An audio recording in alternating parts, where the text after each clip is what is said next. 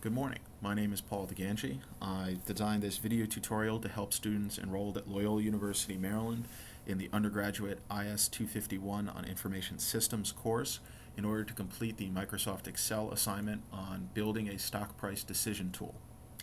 Now, the first step that you'll need to do is capture the documents that are located on Moodle, which include the assignment instructions, as well as a PDF tutorial guide designed by Dr. Paul Talon, also at Loyola University, Maryland, that outlines each of the key steps as well as all the equations that we're going to demonstrate here in this video.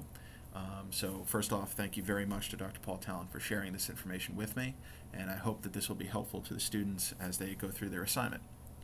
So now, your first step is going to be to open up Google Finance, which I have opened up here on my Google Chrome browser, and select a key stock of a specific organization that you'd be interested in studying. So for me, I've decided to look at IBM as my primary example. And what you can see here is its current trading stock information as well as how it's been performing over the last couple of days. Now, what we want to focus on is capturing a historical account of the stock price of IBM. And so what we want to do is click on historical prices, and the next screen that will pop up is essentially a one-year listing of the stock price for IBM. Now, we want to take this information and export it out to Microsoft Excel. The simple way to do this is to come over and click on Download to Spreadsheet, which will download the file called Data CSV, where we can show it, open up this file folder. And what we now have, if we just double click on the column line here, it'll expand out. We now have the current date for the opening, high during the day, low during the day, and closing of this IBM stock price, as well as the volume of the shares that were traded on that day. So the first step we're going to do is just clean this up for the eyes and turn this into a currency variable. So we highlight the variables that are dealing with dollar values, right click and click on Format Cells, and go over to currency and leave it at the 2 decimal points. We also want to turn volume, since we're talking about large numbers here. We're going to highlight these here, right click, go to Format, and make sure that these are listed as numbers without any decimal points, and let's throw some commas in there. Alright, so we can see that on October 12th of 2011, the opening price for IBM was $186.08. It reached a high of $188 during the day, a low of $185.65, and it closed at $186.12.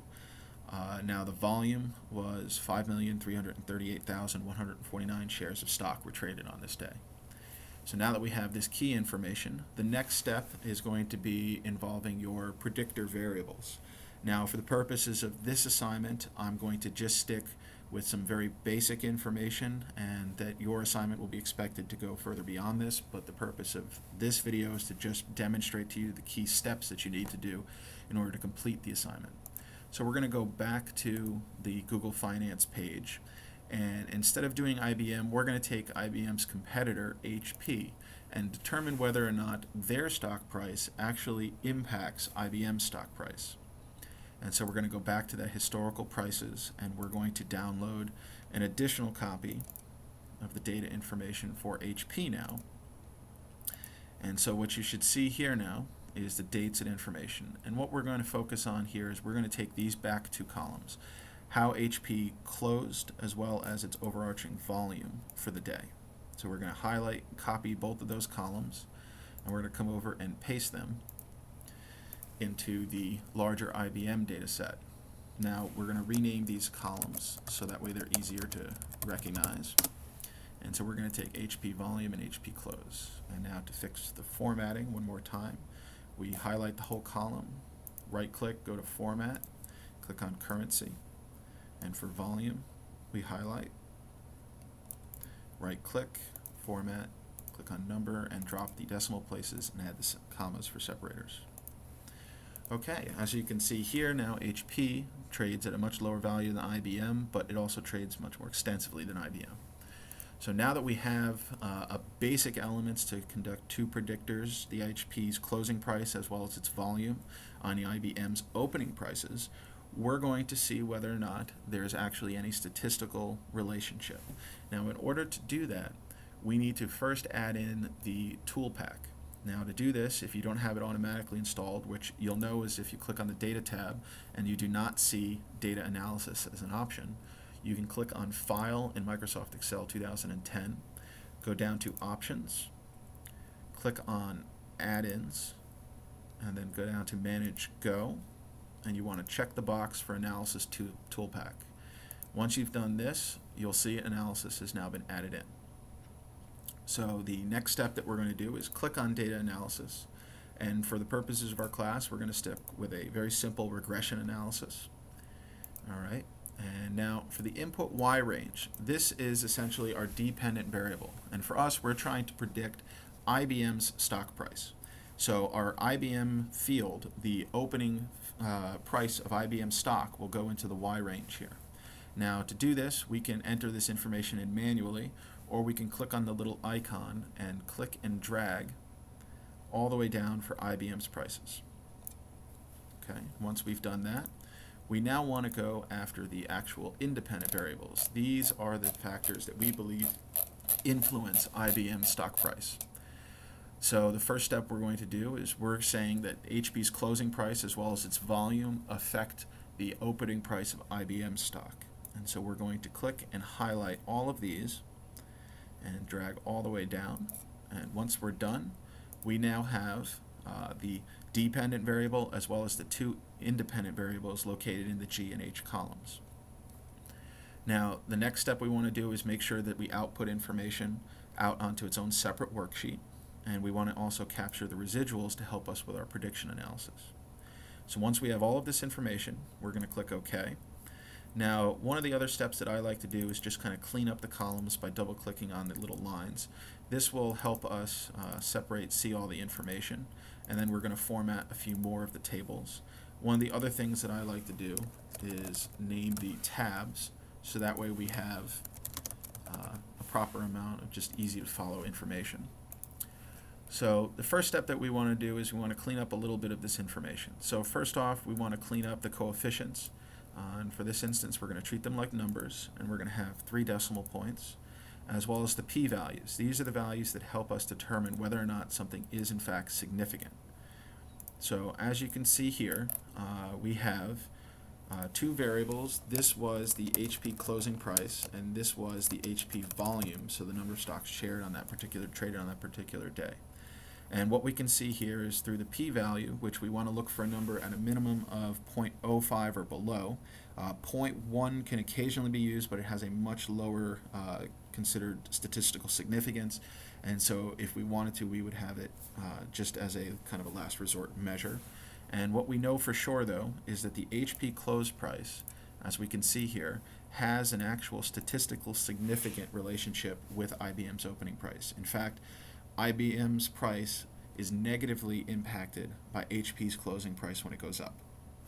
We also have here, essentially, as I said before, with the 0.1 value, that we can take and see that it's a 0.1 value statistical significance, but the impact is really nothing. So we can ignore this variable, okay? Now, the other step that we'll want to take a look at is the R-square and the adjusted R-square variables. Now, what we want to do here is format these into percentages, so that way we can get a general sense of the explained variance. So essentially, how much do our independent variables explain the dependent variable? And in this instance, HP's closing price as well as the HP volume combined explain roughly 29.93% of IBM stock prices, or at least its behavior. The next step we also want to take a look at is down here in the residual output. And this is essentially a prediction of how we believe IBM's stock price would do over the course of a period of time. And this is a currency variable. And so we now have the overarching value of IBM's prices. And so the next step we're going to do is try and build out an actual decision support system. And we're going to essentially first off start with a buffering percent of roughly 5%. So we're going to say that given the fact that we're making a little bit of a prediction algorithm, we want to make sure that we allow a little bit of adjustment, a little bit of variation to our numbers. So the first step, we're going to only do this for 15 days. So we're going to do day and 2, 3, 4, 5. And what you can do is once you've set up a pattern, you can highlight these and click and drag the box down until we have 15 days. We also want to have the predicted price, so that would be the information from here under the residual output.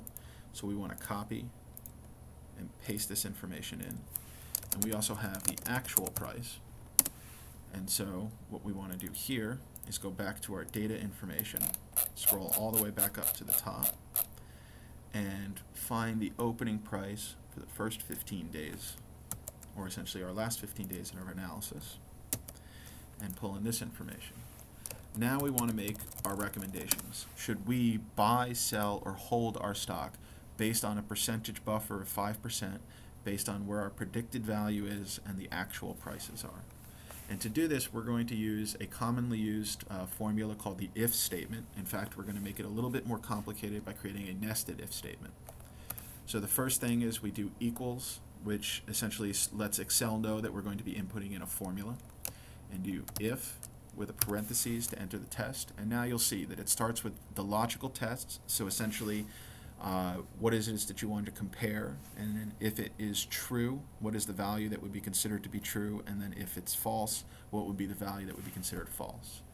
So in this instance, we're comparing the actual price against the predicted price. And so what we want to do is compare actual and suggest that first, if the actual is in fact greater than the predicted times that little extra buffer that we're adding, then what we really want to do is indicate a sell recommendation. However, if it's a false statement, we want to create a new if statement to determine whether or not we should buy or hold. And in this instance, we want to take again the actual price, but this time instead of it being greater than the predicted price, we want to have it less, meaning we can get a potentially better deal.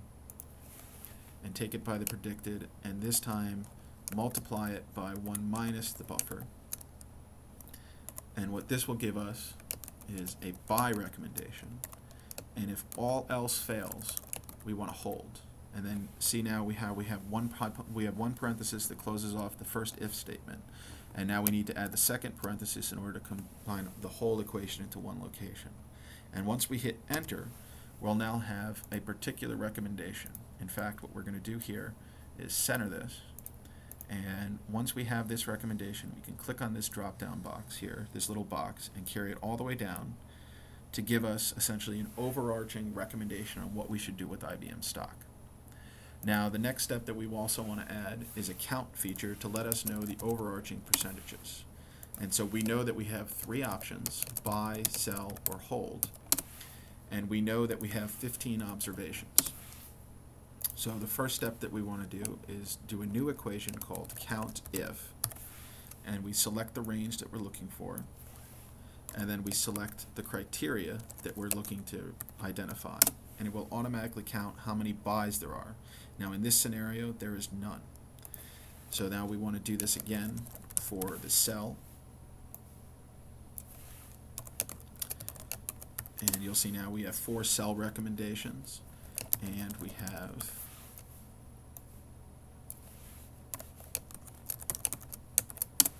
11 hold recommendations. Now we can also take a percentage number against our combined totals to give us an overarching number.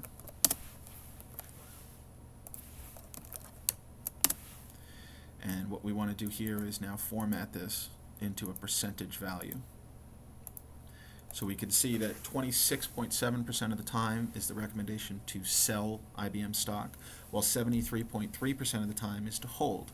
Now logically this does make a lot of sense for IBM, which is considered to be a rather robust stock in terms of being a long-term investment. It's a blue chip type of a company, and so this would make sense logically for an IBM profile. So 73% of the time we'd like to hold.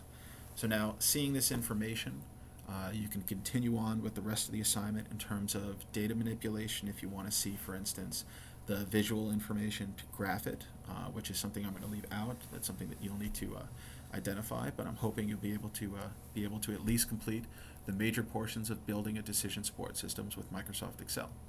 Have a nice day.